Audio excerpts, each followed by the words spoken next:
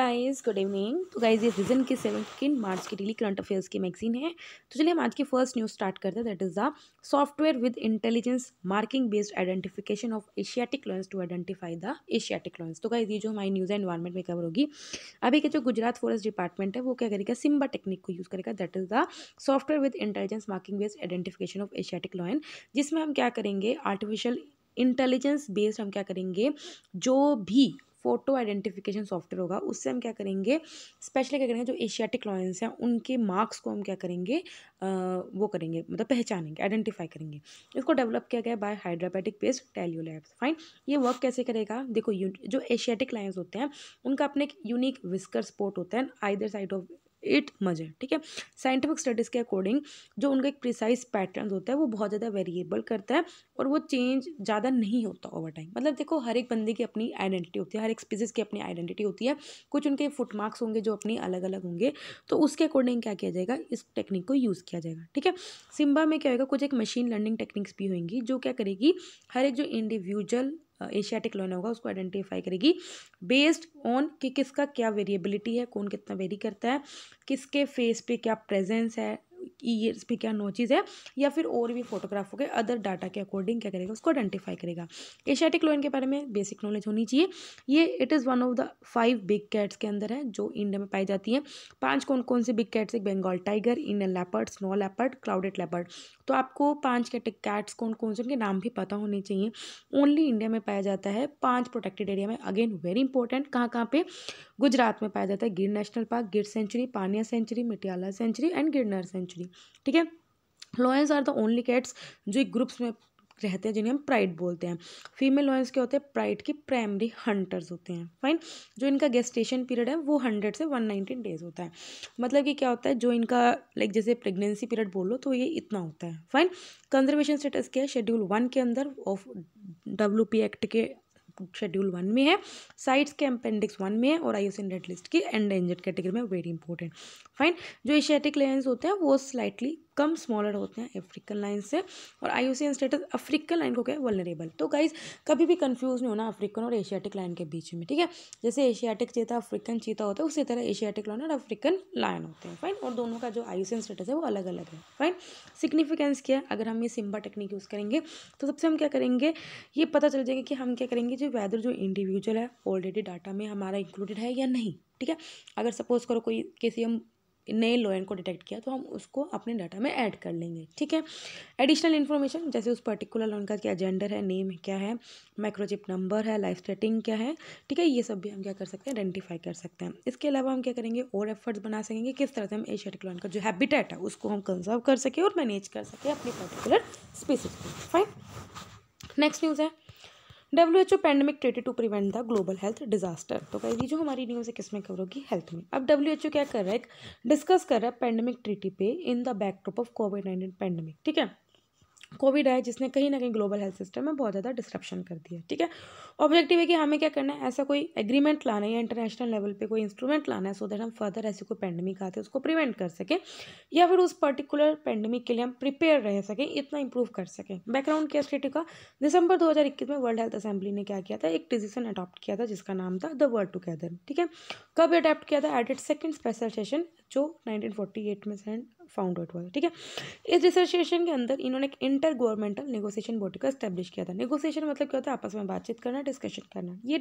Establish किया था जिसके अंदर उन्होंने बोला था कि इस ट्रीटी में क्या कंटेंट होगा, उसको कैसे आप ड्राफ्ट करोगे। ठीक है, और वो उन्होंने किसके अकॉर्डिंग कंप्लाई किया था, WHO कॉन्स्टिट्यूशन के आर्टिकल 19 के अकॉर्डिंग। फाइन, इसके अंदर हम क्या करते हैं, कुछ और एक्सपेक्ट्स भी कवर करेंगे, जैसे डाटा कैसे शेयर करेंगे, कैसे हम जो नए नए वायरस आ रहे हैं उनको क्या जीनोम्स होंगे उसको हम देखेंगे, और किस तरह वैक्सीन्स और ड्रग्स जो इन वायरस को अवॉइड कर सकते हैं उनको किस तरह से हम डिस्ट्रीब्यूट करेंगे इक्वली। ठीक है, ये नहीं कि USA में ज़्यादा रह जाए, इंडिया में कम रह जाए, या फिर इंडिया में किसी पर्टिकुलर स्टेट में बहुत ज़्यादा वैक्सीन है और किसी स्टेट में बहुत ज़्यादा नहीं, बिल्कुल नहीं है। ठीक है, और अपनी रिसर्च भी इसमें क्या करेंगे, ब्रॉड करेंगे। यूरोपियन यूनियन चाहता है कि वाइल्ड लाइफ मार्केट पे बैन किया जाए इस ट्रीटी के अंडर। ठीक है, तो यही सब यूरोपियन यूनियन चाहता है, बिकॉज ये जो डिजीज़ है वो जूनोटिक डिजीज़ है, मतलब कि एनिमल से फैलती हैं। फाइन। वाइल जो यूरोपियन यूनियन चाहता है कि इस ट्रीटी को लीगली बाउंडिंग करना चाहिए, जबकि यूएसए, ब्राज़ील एंड इंडिया ने बोला है कि नहीं, ऐसा नहीं। ठीक है, अब WHO का आर्टिकल 19 क्या बोलता है? ये वर्ल्ड हेल्थ असेंबली को एक अथॉरिटी देता है, पावर देता है कि हेल्थ से रिलेटेड जो भी मैटर्स हैं उनको, एग्रीमेंट को या कन्वेंशन को अडॉप्ट करने का।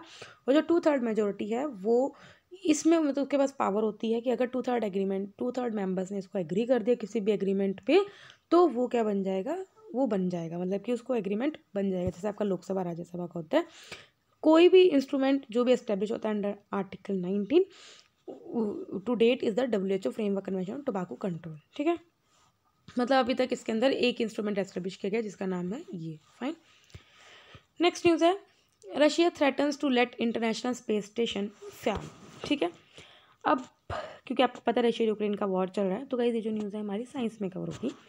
फियर्स ऑफ डर आ रहा है क्योंकि जो रशियन स्पेस एजेंसी है वो मतलब कि डर फैला रही है, वो आपको डरा रही है कि अगर इंटरनेशनल जो स्पेस स्टेशन है वो कहीं ना कहीं गिर ना जाए US या यूरोप के ऊपर या फिर इंडिया या चाइना के ऊपर, in the backdrop of US imposing sanctions on Russia and Ukraine. मतलब कि रशिया यूक्रेन का वार चल रहा है, तो क्योंकि आपको पता है रशिया फिर भी पावर है, एक सुपर पावर, मतलब कि नो डाउट US से है, बट स्टिल रशिया भी एक अच्छी खासी कंट्री है, पावरफुल कंट्री है। ठीक है, तो अब उसको ये कि अगर US से मेरे पे क्या करेगा, अगर मेरे पे कुछ सैंक्शन लगाता है, इकोनॉमिक सैंक्शन लगाता है, तो रशिया बोल रहा है कि मैं इंटरनेशनल स्पेस स्टेशन को घेर दूंगा, किसके ऊपर? या तो USA के ऊपर या यूरोप के ऊपर।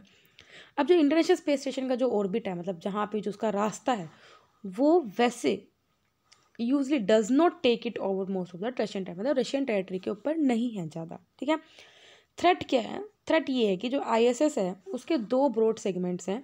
ठीक है, एक तो पावर को लेके और दूसरा सिस्टम को लेके, जो कि यूजली USA मैनेज करता है।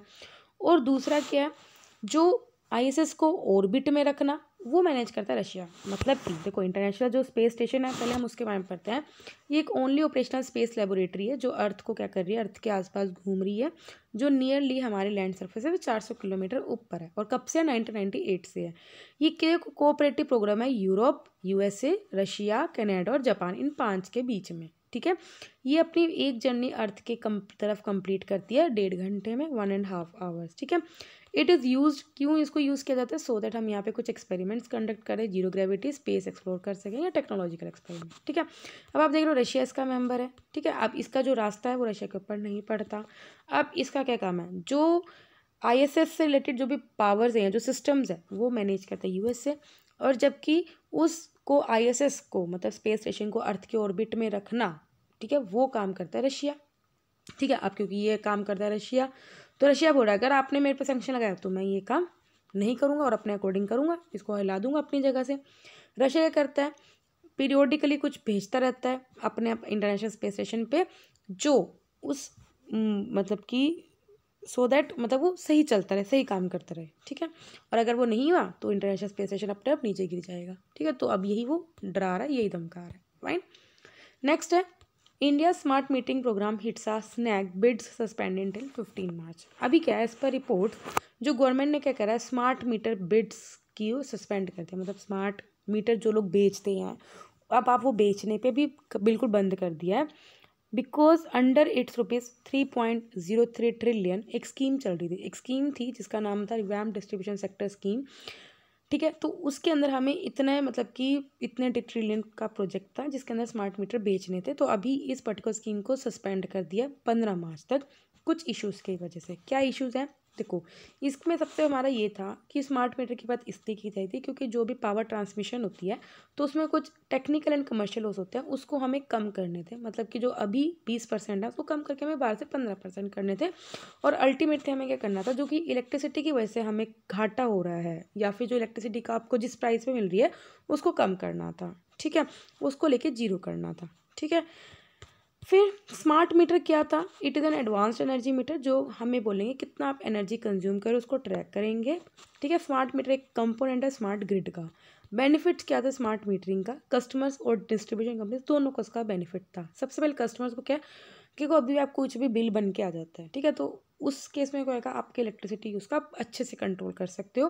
कंज्यूमर की सेटिस्फेक्शन में आता है, कंप्लेंट अच्छे से मैनेज करता है, सिस्टम स्टेबल होता है, रिलायबल होता है, ट्रांसपेरेंट होता है। डिस्ट्रीब्यूशन कंपनीज को क्या फ़ायदा था, जो ट्रांसमिशन कम्युनिकेशन लॉस है वो रिड्यूस होते, फाइनेंशियल हेल्थ अच्छी होती, एनर्जी कंजर्व होती, बिल पेमेंट्स आप इजीली कर सकते थे, और बिलिंग एक्यूरेसी, क्योंकि ये भी बहुत ज़्यादा घाटे में चलती हैं, इनको जो गवर्नमेंट अच्छा जल्दी पैसा नहीं देती।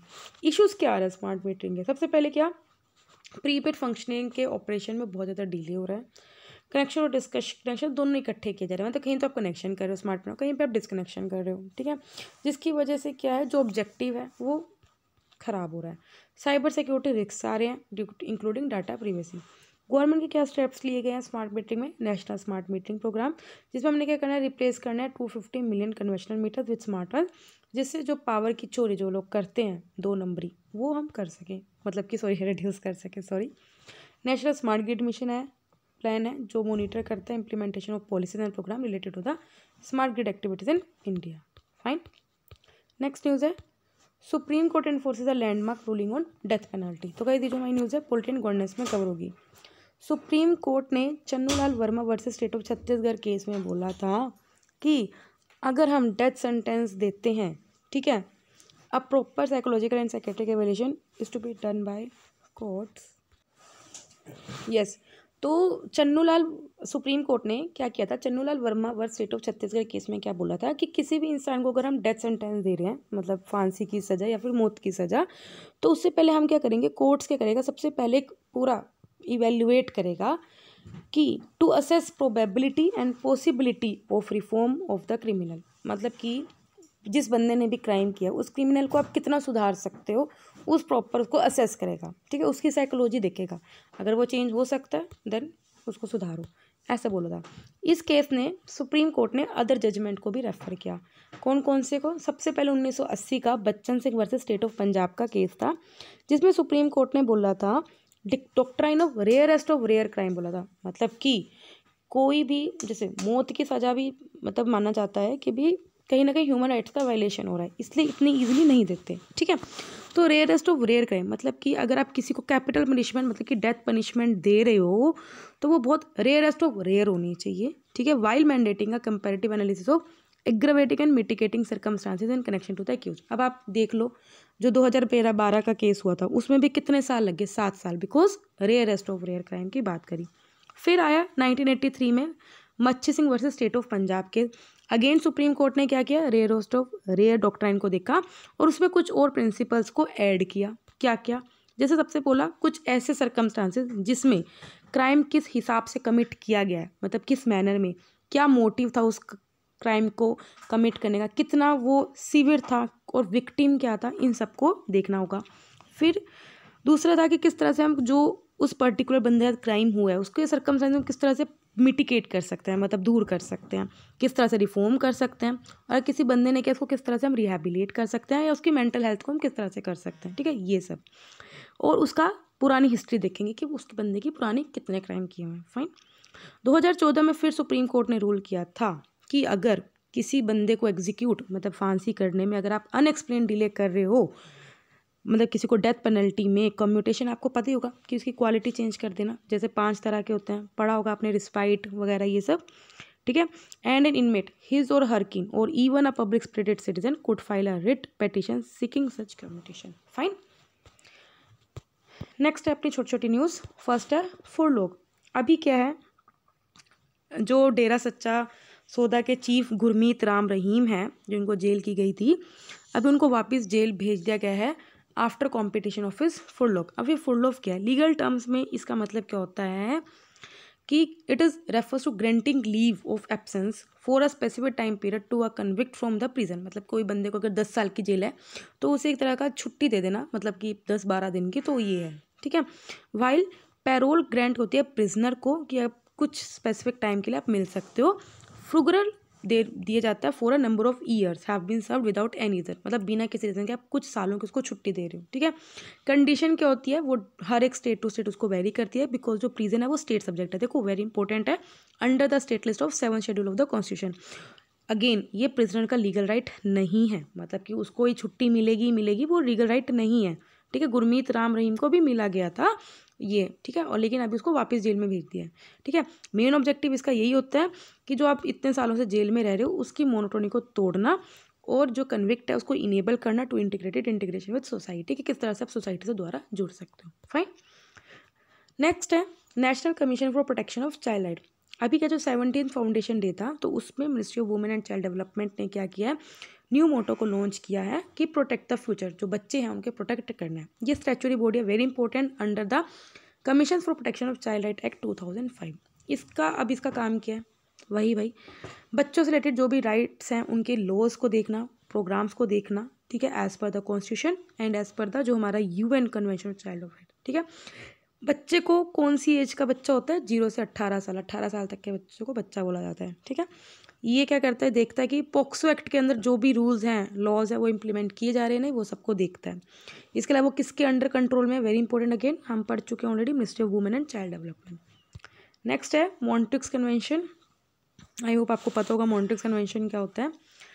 टर्की ने प्लेज किया है, मतलब कसम ली है कि वो क्या करेगा, 1936 का Montreux convention which is regarding the regime of the states, उसको इम्प्लीमेंट करेगा to limit the movement of Russian warships between the Mediterranean sea and black sea. देखो गाइस, क्योंकि अभी रशिया यूक्रेन का वॉर हो रहा है, ठीक है, तो मेडिटेरियन सी और ब्लैक सी, इसमें भी काफ़ी ज़्यादा क्या बना हुआ है, डर बना हुआ है।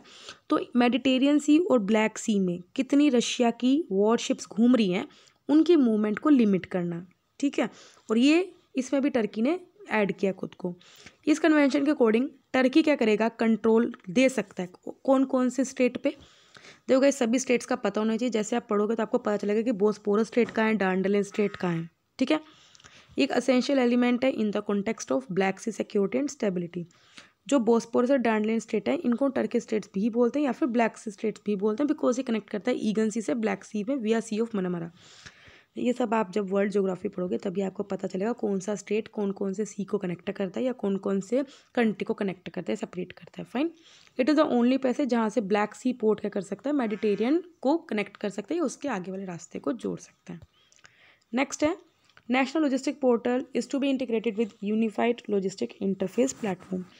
अभी जो नेशनल लॉजिस्टिक पोर्टल है, इसको इसलिए बनाया गया था सो दैट हम क्या कर सकें, जो भी हमारी डोमेस्टिक मार्केट है, जो भी इंटरनेशनल मार्केट है, उसमें आप इजीली ट्रेड कर सको, जिसके अंदर वो क्या करता है, जो भी एक्सपोर्ट इम्पोर्ट से रिलेटेड जो भी स्टेक होल्डर्स हैं या जो भी एंटरप्रेन्योर्स हैं, उनको आपस में जोड़ता है। वहाँ पे आप डोमेस्टिक ट्रेड कर सकते हो, आपस में एक दूसरे से ट्रेड कर सकते हो विद इन इंडिया, या फिर इंटरनेशनल भी कर सकते हो सिंगल प्लेटफॉर्म पे, ठीक है। ULIP क्या करता है, हर एक किसी भी ट्रांसपोर्टेशन, किसी भी मोड में आप ट्रांसपोर्टेशन करो, चाहे रेल रहे रोड, उन सबको अंडर सिंगल विंडो कनेक्ट करता है, ठीक है, across multiple ministries associations. Fine. Objective क्या है, क्योंकि हमारे इंडिया में क्या है, लॉजिस्टिक कॉस्ट बहुत ज़्यादा है, ट्रांसपोर्टेशन कॉस्ट बहुत ज़्यादा है, करंटली 13 से 14% है, हम चाह रहे हैं उसको हम 10% तक लाएं, तो उसको कम करना है। 3 कंपोनेंट है इसके अंदर, एग्जिस्टिंग डाटा के साथ इंटीग्रेट करना, डाटा एक्सचेंज करना प्राइवेट प्लेयर्स के साथ, और सप्लाई चेन को हमें यूनिफाइड, मतलब बिल्कुल आपस में जोड़ देना, ठीक है। डिजिटल इसलिए कर रहे हैं, यूनिफाइड डॉक्यूमेंट, मतलब कि आप एक डॉक्यूमेंट देखो और उससे सब कुछ रेफर करके अपना काम खत्म करो। फाइन। नेक्स्ट न्यूज़ है facility for low carbon technology deployment. अब ये क्या है भाई, एक प्रोजेक्ट है जिसको फाइनेंस किया जा रहा है, किसके द्वारा, ग्लोबल एनवायरनमेंट फैसिलिटी, नाम से समझ में आ रहा है, लो कार्बन टेक्नोलॉजी, मतलब कार्बन एमिशंस हम कम करें। फाइन। जिसको इम्प्लीमेंट किया जा रहा है किसके द्वारा, United Nation Industrial Development Organization, किसका कोलैब करके, ब्यूरो ऑफ एनर्जी एफिशिएंसी का मिलकर लॉन्च किया गया था इसको 2016 में, जिसको ऑब्जेक्टिव ये था कि हमें अपनी एनर्जी एफिशिएंसी बढ़ानी है और ऐसे टेक्नोलॉजी ढूंढनी है जो कार्बन एमिशंस को कम करे। फाइन। और जो भी एग्जिस्टिंग जो हमारी गैप्स है टेक्नोलॉजी में इंडिया में, इंडस्ट्रियल को या कमर्शियल सेक्टर में, उसको एड्रेस करना है। 6 सेक्टर हैं इसके, ठीक है। इन द एरियाज किस किस एरिया में, heat recovery, space conditioning, industrial resource efficiency, electrical energy storage, ठीक है। ज़्यादा दिमाग नहीं लगाना इस पर, जितना समझ में आ रहा है पहले उतना समझो, ठीक है, उसके बाद उसको डीप में जाओ। फाइन। नेक्स्ट न्यूज़ है कोणार्क टेम्पल। ओडिशा में, ओडिशा प्लान कर रहा है कि कोणार्क टेम्पल और कोणार्क टाउन को 100% सोलर टाउन बनाया जाए, क्योंकि सूरज की पहली किरण कहाँ पे आती है, कोणार्क टेम्पल पे आती है, उसको सन टेम्पल भी बोलते हैं, ठीक है। इसे उसको 100% सोलर टाउन बनाने की बात की जा रही है। Konark temple dedicated sun god को, लोकेटेड है on the shores of Bay of Bengal, बनाया गया था by king Narasimha Deva of the Eastern Ganga dynasty. Ancient history पढ़ी होगी तो आपको पता होगा। कलिंगा आर्किटेक्चर में है, ठीक है। सब स्टाइल ऑफ नगाड़ा टेम्पल आर्किटेक्चर। इसमें क्या क्या है, रेखा ड्यूल है और शिखर है ऊपर, फाइन। जगमोहन है जिसको असेंबली, जहाँ पे सब इकट्ठे होते हैं। नाटा मंडी डांस हॉल, जहाँ पे डांस होता है, फाइन। इसको वर्ल्ड हेरिटेज साइट भी डिक्लेयर किया गया था 1984 में बाय यूनेस्को, और इसको ब्लैक पगोड़ा भी बोलते हैं। कुछ पर्सनैलिटीज है न्यूज़ में, देखते हैं। सबसे पहले बिश्नी देवी शाह, ये कहाँ पे, उत्तराखंड के बागेश्वर में पैदा हुई थी। इसको उत्तराखंड की फर्स्ट वुमेन एक्टिविटीज़ भी बोली जाती हैं, ठीक है। और इन्होंने कुमाऊनी पोइट, क्योंकि आपको मतलब कि जैसे उत्तराखंड में गढ़वाली कुमाऊनी दो लोग रहते हैं, तो कुमाऊनी पोइट गिरदा, उनके सॉन्ग गाने जाते हैं। She was inspired by the mass awakening of Mahatma Gandhi.